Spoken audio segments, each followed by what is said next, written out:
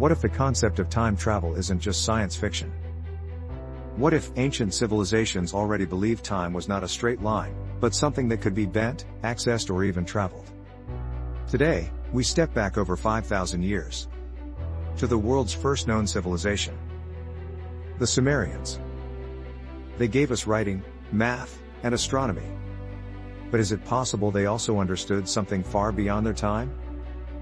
This is the mystery of time travel and the Sumerians, long before the pyramids rose in Egypt, before Stonehenge was even imagined. There stood towering ziggurats in ancient Mesopotamia. The Sumerians lived between the Tigris and Euphrates rivers in what is now Iraq. Their cities Uruk, Eridu, and Lagash were centers of science, law, and celestial worship. They didn't just tell stories. They carved entire histories into clay tablets, creating the earliest known written language, Cuneiform. Among their myths and calculations lie strange clues. Clues that some believe point to an ancient understanding of time manipulation. Let's start with their calendar. The Sumerians tracked time in base 60, a system we still use today for minutes and seconds. They divided the sky with shocking precision, charted the movements of planets, and understood lunar cycles with mathematical clarity. But here's where it gets strange. In the Enuma Elish, the Sumerian creation myth, time doesn't begin with humans. It begins in a realm outside of time, where divine beings manipulate reality itself. These Anunnaki gods from the heavens were said to come to Earth to shape mankind. Some tablets describe them as descending from the sky and returning to the stars, often at impossible speeds. Modern theorists ask, was this poetic storytelling? Or an attempt to describe a temporal phenomenon? One passage describes a god who travels to Earth and returns to the stars, only to find ages have passed while he was gone. This sounds eerily similar to what Einstein's theory of relativity tells us. That time slows down the faster you move, especially near the speed of light. Could the Sumerians have observed or imagined such a concept? Or, were they told about it? The Anunnaki are at the heart of countless theories. Some say they were aliens. Others, interdimensional beings. And some believe they had access to devices that could bend time, possibly even time machines.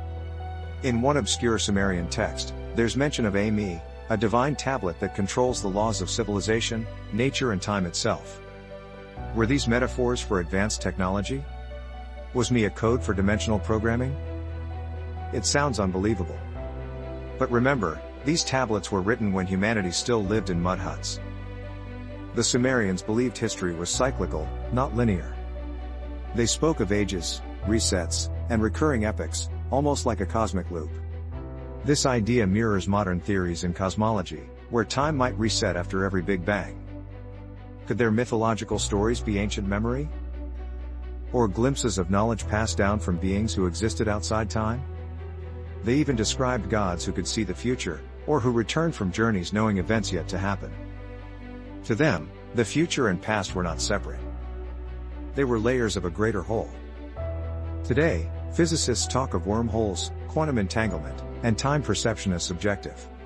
Ideas that sound remarkably similar to what the Sumerians believed thousands of years ago. Could they have tapped into something?